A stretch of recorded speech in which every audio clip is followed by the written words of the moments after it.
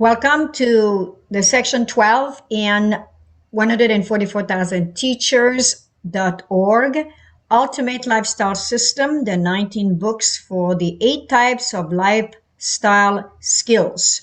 Notice that we have changed the title slightly, and you will understand why as we go along. We have seen so far the lifestyle skills 1A, 1B, 2A, 2B, and C. And we have seen also 3A, but we have not touched yet on 3B. So before we enter into this particular book or this particular section, we would like to have a word of prayer. Loving Father, thank you so much for guiding us to this study right now. May we learn as much as we can. May we remember as much as we can as well through the power of your Holy Spirit, and help us to apply what we're learning in our Savior's name. Hallelujah. Life skill 3B is how to build a do-it-yourself, how it's called DIY, a do-it-yourself, and we want to check it out with this particular book. And as you see here, the book itself has to do with preparing a bunker.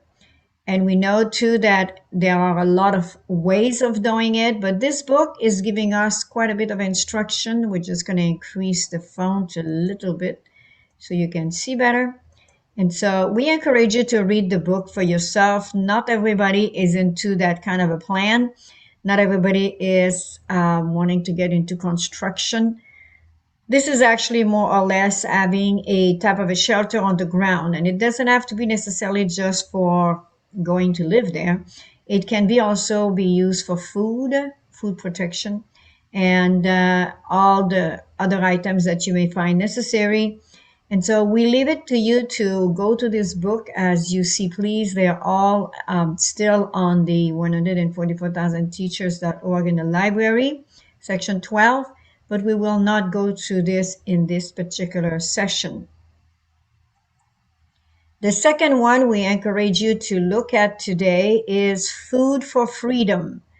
This is a very interesting book as it introduces you to the it's not actually hydroponic. Some people are used to hydroponic, but it's aquaponic.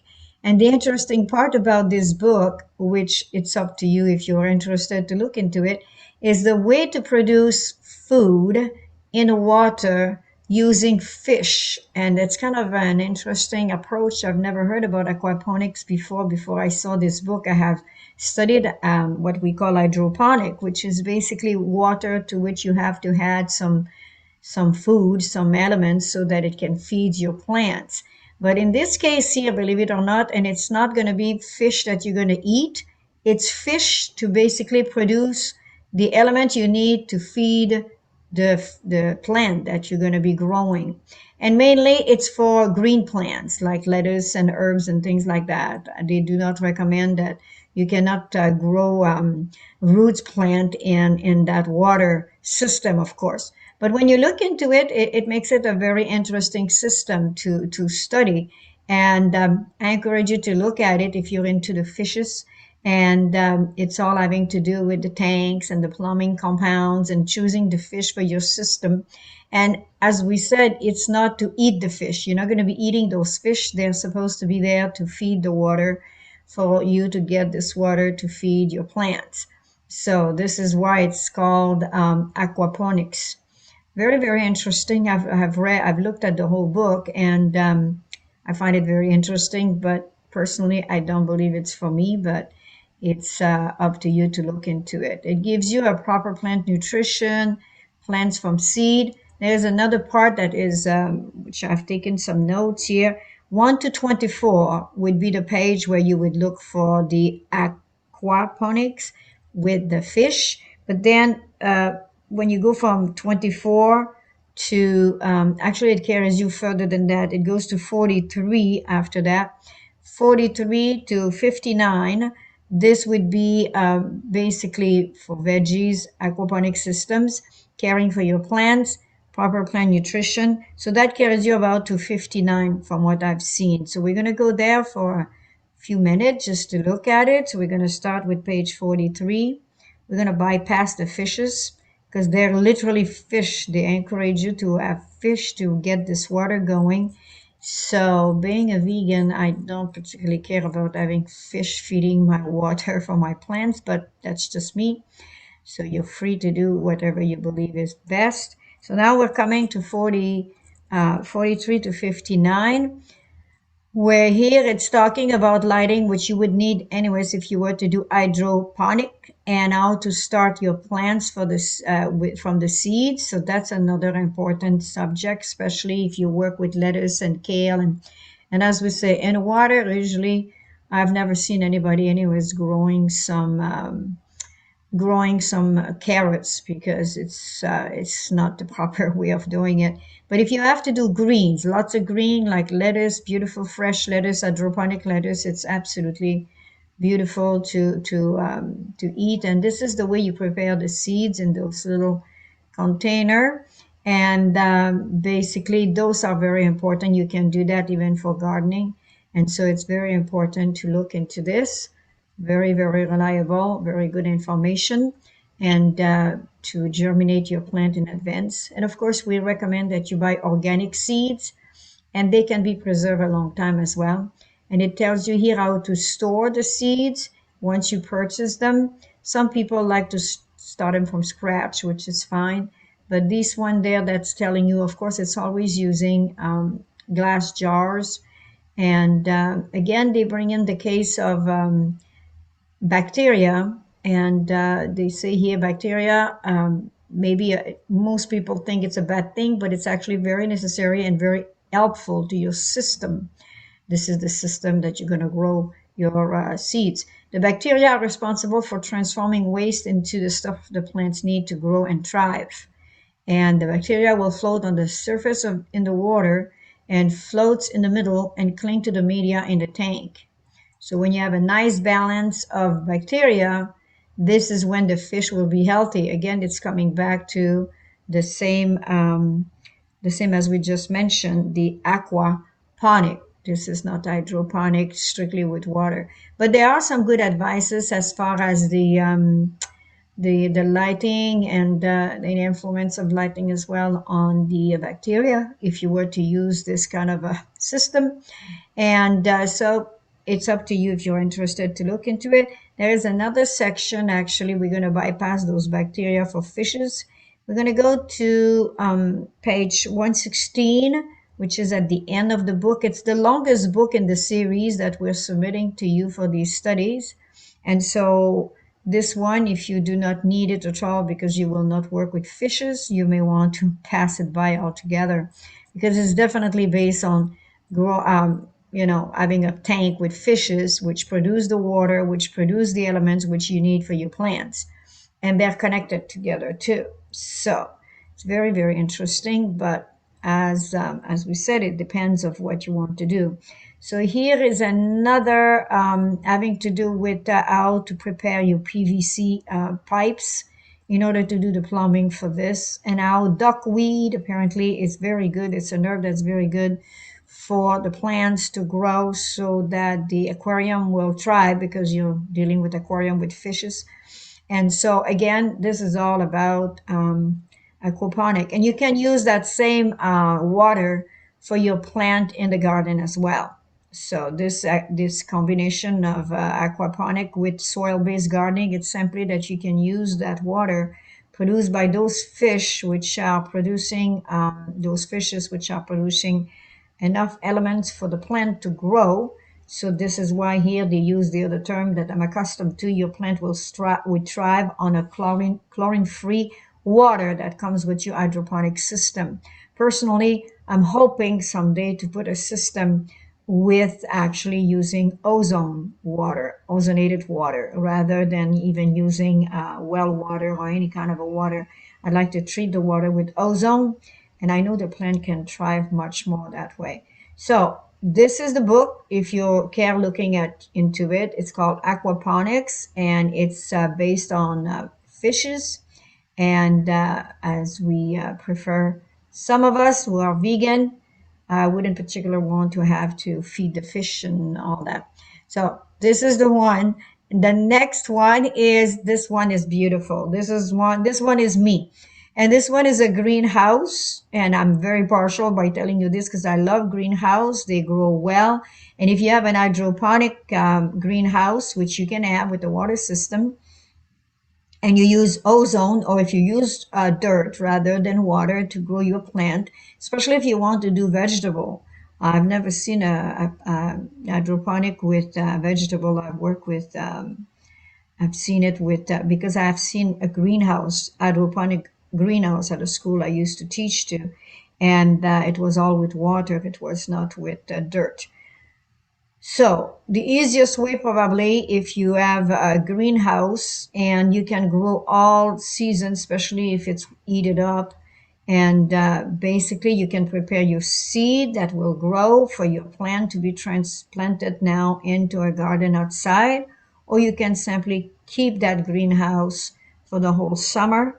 And there is also all kind of details here how to take care of the pest, because you don't want your place being full of mice or being full of bugs or whatever. So that also is something you need to learn. So they say that greenhouse make up for the short growing seasons and offer protection from pests that want to dine on your plants. You can grow plants all year round when you have a greenhouse, which is true. And it doesn't require that much heat. People may think that it requires it, but it does not. And then building a greenhouse is easier than you think. Of course, some people want to go all the way and get the perfect greenhouse with the metal poles, but depending what you prefer. And some greenhouse are already built. You can just buy them as a kit. I have worked with greenhouse in a kit. I mean, it's very primitive, you could say, but it worked. I've been working with that for a couple of years, starting my seeds in them, and it works really well. I don't have a problem with it, and it's very inexpensive. You don't have to buy the most expensive greenhouse, and you can choose the size. If you're not accustomed to greenhouse, I would recommend that you start with a little one.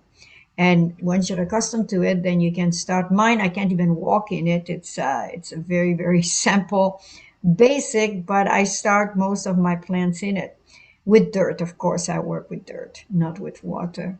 But the water with ozone would still be used once I get the system going on that. So you make sure that the greenhouse will be designed with proper air circulation, ventilation, pest control soil, heater for the winter season, and humidity control devices. And the bigger you have it, the bigger system you're going to need, of course. It might be more expensive. And you want to calculate for how many people you want to build that greenhouse, because for one person, it doesn't need to be very big. You'll be surprised how much it produces. And then it can be transferred in either in a direct garden or boxes. I like boxes myself because you can put pure organic dirt in there, and it's not damaged so much. You don't get worms in the summer in there. And especially organic, there are hardly any weeds. I have found that by experience, that I get my organic dirt, and it has been usually fertilized naturally. And so it has no chemical, and it's guaranteed when you buy that dirt. And so if you want to make a go at a greenhouse plus the boxes with dirt, or just the greenhouse, this is absolutely possible.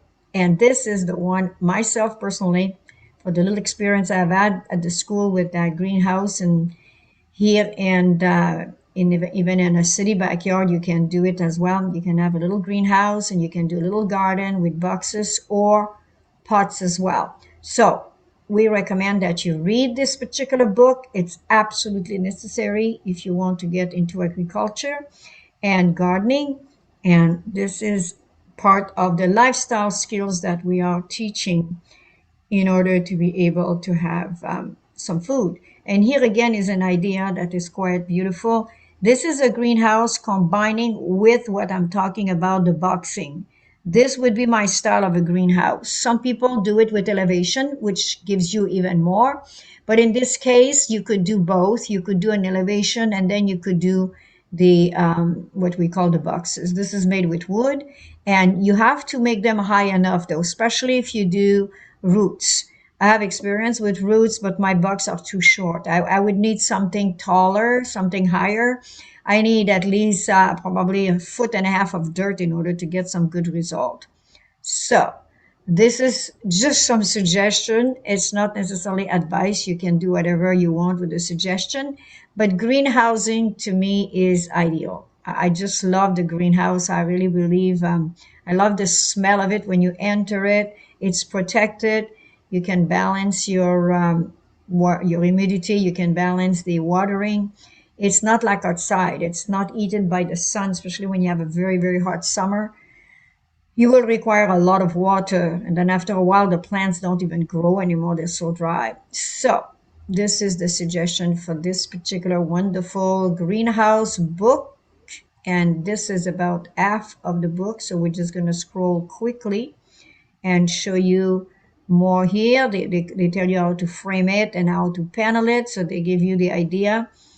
Myself, I would probably buy one. This would be probably my size. This is what I like. This little size here, you'd be surprised how much you can cultivate in there and add the potting outside if you need to do the herbs and things in the summer. You can still do outside, but in the inside, you can keep some other plants as well. So here is all about greenhouse, and I just love greenhouse.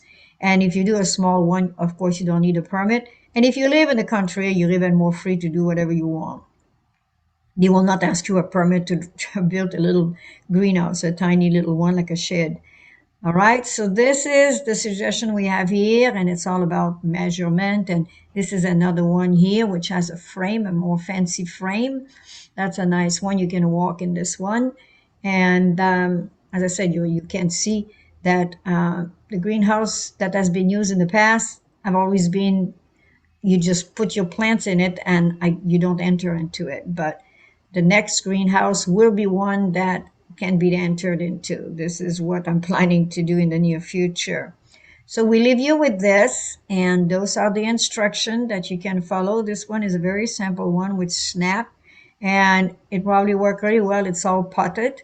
So you have the potting, you have those that we showed you with the boxes, and then you can go directly into the ground too. However, you can choose to have more of an organic dirt if you use the pots or the boxes. All right, so the next one is the container gardening. So we're going to go to this one now.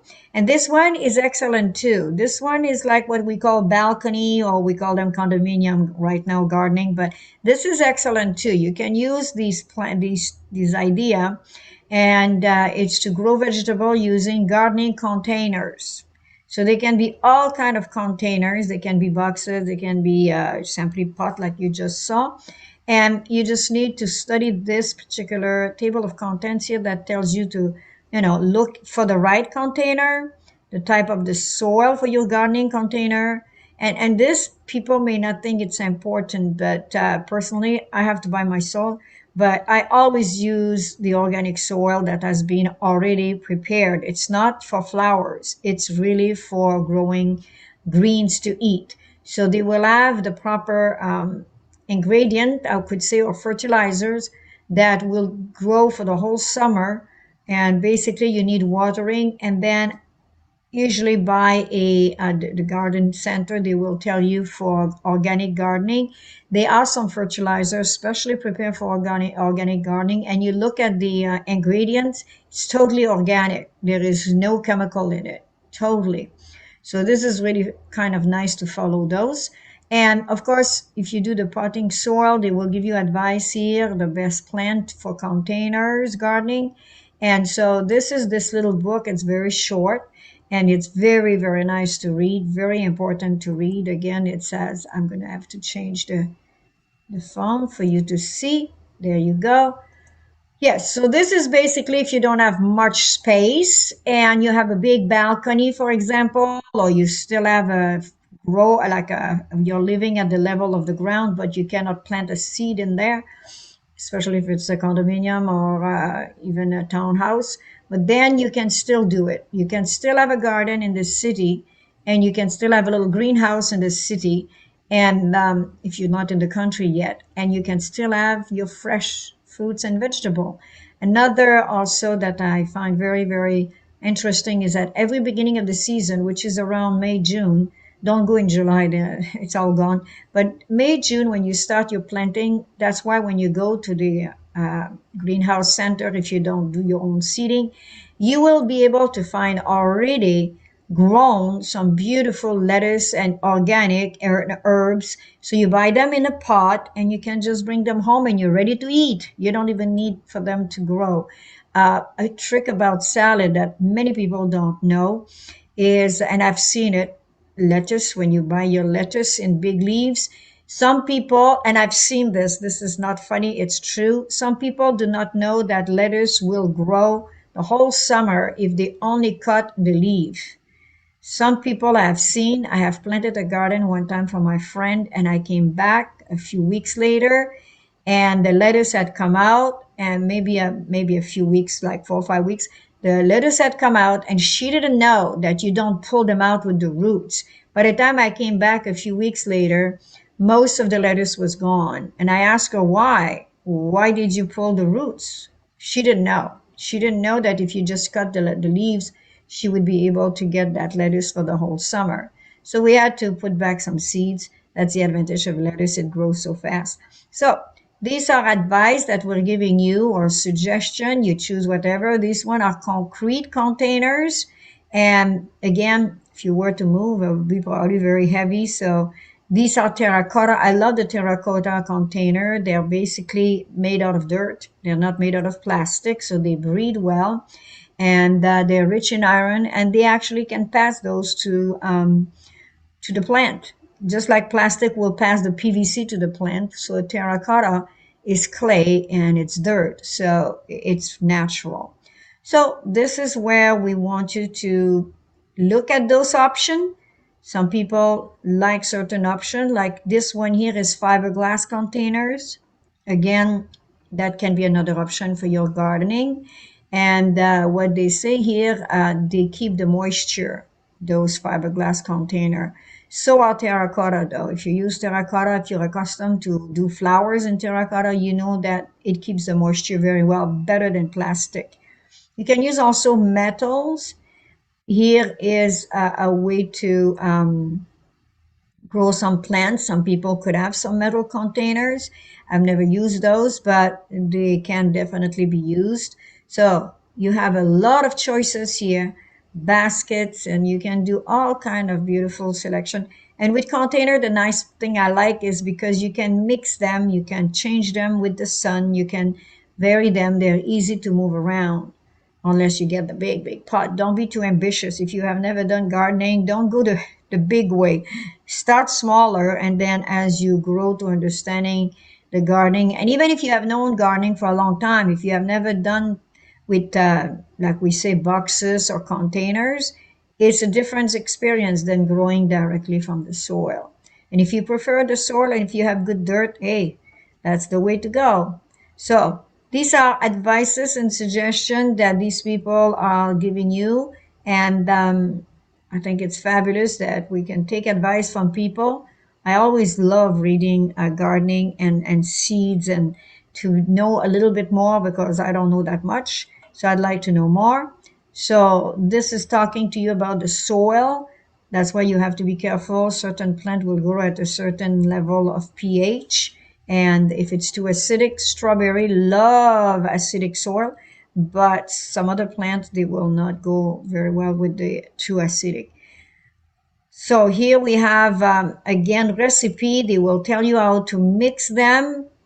Personally, I like to buy it done, and I trust that the formula is right.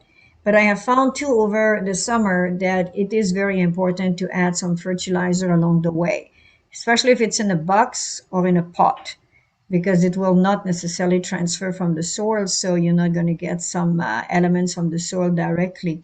And also the water. If you have nothing but the tap water, do not water your plants with from the tab directly. Go to the tab and put it.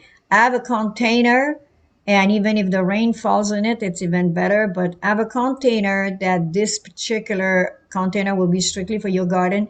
And if it is from the tab, let it settle, and basically from there you will have less chemicals in it if you let it settle, especially if it sits in the sun. So this is very important. Now, these are again many advices, good advices to tell you about how to grow your seeds that grow from the ground, like a carrot or a radish and all that. And so, and what I like also is to read the package when I plant my seeds, because even the package give you all the advice you need, how deep and how far apart from the each seed. And don't think that these are exaggerated. If you don't have much space, it's better to have less seed, because they're just gonna bump together when they grow, and you're gonna have to clean them up anyway, because you cannot leave like 5 carrots growing together. They're not gonna give you a carrot. They're just gonna give you like a bunch of not twins, but whatever, quintuplet, I guess, carrots, like 5 carrots together does not give you a nice carrot. All right, so you have the onions here, the tomatoes. The tomatoes is another one you can plant in a pot, or you can buy them already potted, organic, and they grow very, very well. And of course, you need to know about carrots too. I mean, tomatoes, and what to do, with clearing them up, because sometimes they're very, very close to each other too, and they will take away too much of the strength. So these are things you can learn, especially if you get a very basic sample organic gardening books. They will give you all this information. Maybe buy a couple books, but it's very, very important. So this is basically the gardening secrets of containers. And now if we go to the next one, this one is very important, is your seed bank. Very important. That's a seed bank that will show you how to preserve your seeds if you want, especially to have your own seeds. Seeds can spoil too, and you don't want to use seeds that have spoil, and then they will give you no harvest. You want a seed that grows well and that will give you what you need to know about preserving and being able to have an harvest at the end of the summer. And that can happen. Your seed can be actually, even be careful that they don't get spoiled by growing some fungus. So you want to make sure of that. So this is why you need, they say here, you need to have a survival seed bank. And here I'm not sure if we passed the table of contents, but no, we didn't pass it yet. So, and here they're showing a sad picture of people that are trying to go to get some food, but they are not. And this is not in the future. There are many, many countries that have no food. No food at all. Can you imagine to be left without food? To have no seeds that you can grow because they all disappear, or they have all taken them away? You don't want that to happen either. Here is planting, very simple. As soon as you plant that seed, it's the miracle of God, it will grow. Is electricity that cross that dirt, and it will grow. And look at the result. Look at the beautiful bank of seed here, perfectly organized. These are beans, of course, and these are the products of this. And then it tells you how to preserve them, and you need to know how to preserve them properly. So this is your protein with the beans. So you need that if you, especially a vegan, and beans grow so well. They're so easy. This is a grain. So again, this is a way. This is cabbage, Brussels sprouts. So beautiful, isn't it? Look at that. Kale and beets, and you have lettuce, and oh, makes me hungry already. So this is definitely, look at the beautiful carrots. Can you imagine you obtain those carrots at the end of the summer? They are all nicely washed here. And then you have the tomato, the squash, the eggplant. You can grow so much, so much, so much. This is your bank again that's showing here. So you need those seeds to get your garden started. I just feel impressed to tell you a story, and it's a true story. Just during the time of the war, I believe it was the First World War, it was commanded that all the old people be killed because there were too many mouths to feed and they had no food. And this man refused to kill his father, and he built a little bunker inside the house, like a hidden room. And his father, the whole time of the war, was in that particular area in the house being fed and cared for by his family. Bless the Lord for family who respect the commandment of God and don't obey the government in this case. Commandment number 5. honor your mother and your father that your life may be prolonged on the earth. So what happened is during the time of the crop, when the time of the harvest came, they had no seeds. Everybody was so sad because they will not have their grain, and grain is very important for survival. And so this father was consulted by the son, and he said, we don't have any seed. The government did not give us any seed this year. We're going to starve.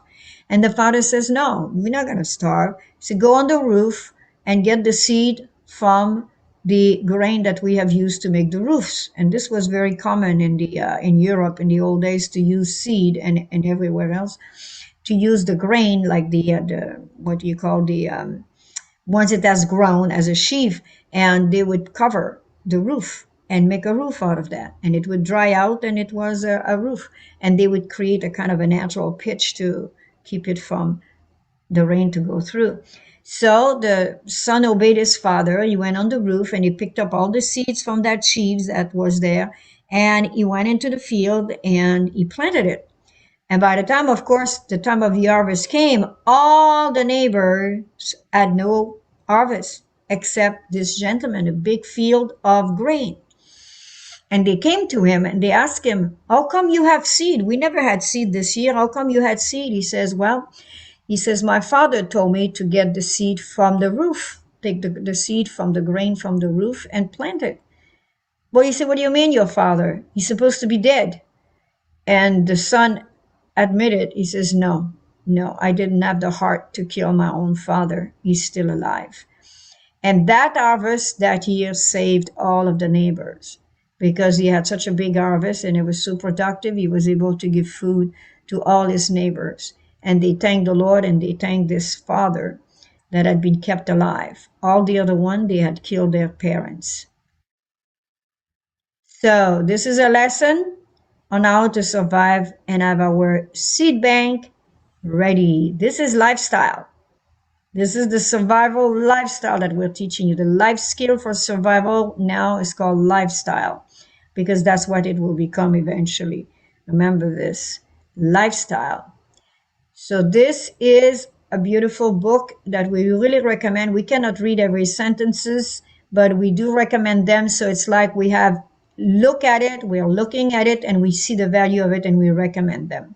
Out of all these books, the only one that we find, The Food for Freedom, with the fishes, it's the longest book of the whole series, actually, 120 pages. So if you want to go ahead with the fishes, be my guest. But as for me and my house, we're going to remain vegan. And we will use probably ozone water or another system, even if it's hydroponic, or use the dirt. Personally, I love both. The next one, which is absolutely beautiful, is the canning, the wonderful canning. This is reminding me so much about my mom. My mom was excellent in canning. And notice, even though it's called canning, it's all glass. You don't use can for this. This is not talking about getting some can at the store. This is doing your own canning. And you can literally preserve fruits and vegetable. You can see here there are carrots. My mom used to preserve carrots, and she used to preserve even corn, and not, she didn't break it into the little grain. She left it in the corn itself, and we preserve that. And carrots and all kind. These are not just fruit. These are mainly actually vegetable. These are all, well, they're fruits because they have seed. But if you're talking about the carrots, this is definitely, you see the corn is here. But this is canning, and you need to know how to do it. It's not just you have to blanch all these, and you cannot just put them in a jar.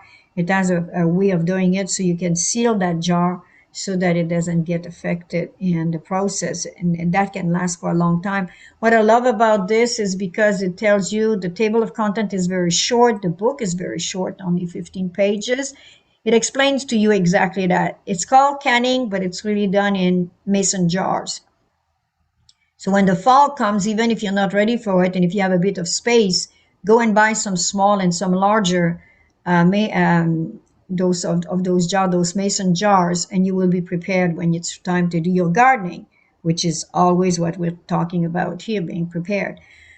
And what is the benefit of canning foods for your survival? Material you will need, the type and method in canning, what foods work best in canning, how to sterilize your work for best result because you don't want any bacteria, and the long-term survival items of canning. This is absolutely a beautiful book. You need to take time to study and read and eat it up because you're going to need that.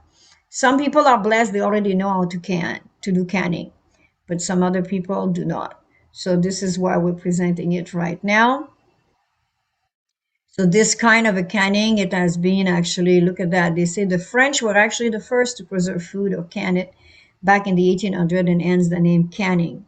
So here we have people that live on the farms, and they had a way of ensuring that what they grew in their garden or in the fields would be able to sustain them for the winter. And I remember my grandparents, they were farmer, and my grandmother was absolutely incredible with her canning as well. So these people are excellent example, and you can see here even those little jar, those are good too, if they're as long as they're sealed properly when you're ready to do your canning. So, and these jar can be preserved. What you need to change is just the seal. So when you buy those canning, those mason jar in the fall, make sure you buy a box or two or three of seals because you're gonna need to change those. All right. So these are again for they call it survival, but we can definitely do it even for a day-to-day living, a lifestyle living. But this is what was the book was prepared for. It's to let you know how to prepare yourself in advance when, look at this, what's going to happen here when there is nothing on the shelves in the store. And that has happened more than one in history that people have run out of food. And if you run out of water and food and a shelter, it's pretty hard to live. Then you enter into a survival mode. And if you can grow a backyard garden, even if it's with boxes or containers, as we saw, even if you don't have acres and acres and acres of land, you can still grow and you can still also can. The other thing that people do in the fall when all the fruits and the vegetable are ready and they sell them very inexpensively, it's time to invest. And some of us who buy organic, they sell organic as well. And so you're ready now to prepare for your canning. You're prepared to get going. And here is the list of what you will need is the pressure canner, well, of course, the stove, obviously. And then the pressure canners, this is a special one. I really love this one. And you can put up to 7 jars in there. And you have a canning rack. You need the canning jars. You can do it with a pot. My mom used to have a huge pot, and she would put all those beautiful jars in there and basically prepare for it's an art. It's an art to do canning, especially if you want those all your work to be preserved and not be contaminated, because if you have not sealed it properly. All right, and there is a timer that is necessary. You see, they call it an art. It's a very precise art. You cannot overcook or undercook food.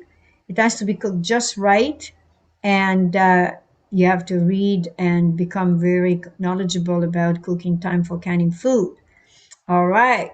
So here we have it. We have a basic to get us going, and it will teach you the type or the methods in canning. Of course, if you have this wonderful, this is another beautiful pot that you can use, and it has a thermometer, it has everything. So you don't need to have any extra parts. And here are your jar, and here is your food. So there you go. So of course, you're gonna need some a stove and some hot water, boiling water, that's sterilization. And if the pressure canning is your option, that particular instrument we showed you there, that's wonderful. And also they say here cold pack canning as well is good for uncooked fruits or vegetable, and you can still place them in canning jars. So basically they teach you how to do it as well. It's all having to do with water and how you can basically you can preserve the food if you have the right instrument. Like here, for example, it shows you how you can place the jars and be ready for it. You have to sterilize a jar, you have to sterilize a cover, you have to sterilize everything before you put anything in it, and then you'll be ready to get going. So you can choose a type. There is more than one type. And what can you can? practically everything, fruits and vegetable. And those instructions are very clear. You can do tomato, you can do your soup in advance. Can you imagine? You make a nice soup and you just go and get a can and you're ready to eat. And you have the fruit here.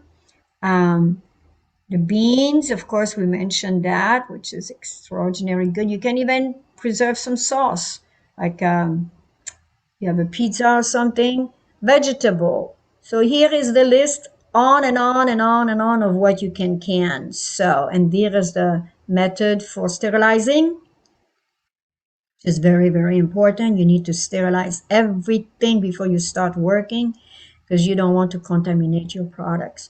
So basically, that's the end of the presentation for the food here. And there is definitely something to be said about preparing. And even if it's not for major happening like a storm or a tornado or a volcano, you want to be able to have everything at hand, even in the winter. And so here it tells you how to store for a long term.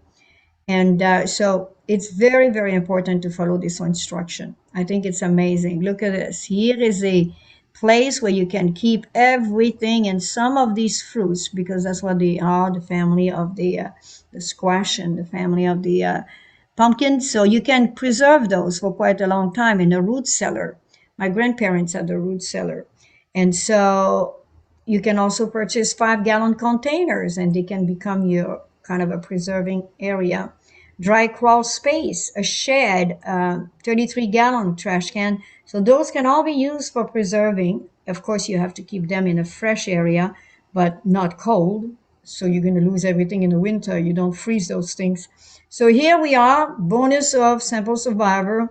And this was having to do with beautiful canning and preserving the canning. So I love the top here of the page. It's so beautiful, isn't it? And this one, I'm not sure why it has black here, but I think it's okay. But because when the jar is no longer sterilized, it shows. So this, I'm not sure. It may be just the way they have prepared it.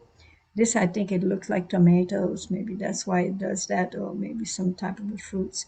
All right, so this was the presentation for today. I hope you have enjoyed it, and may the Lord bless you and cause his face to shine upon you and give you peace. God bless you.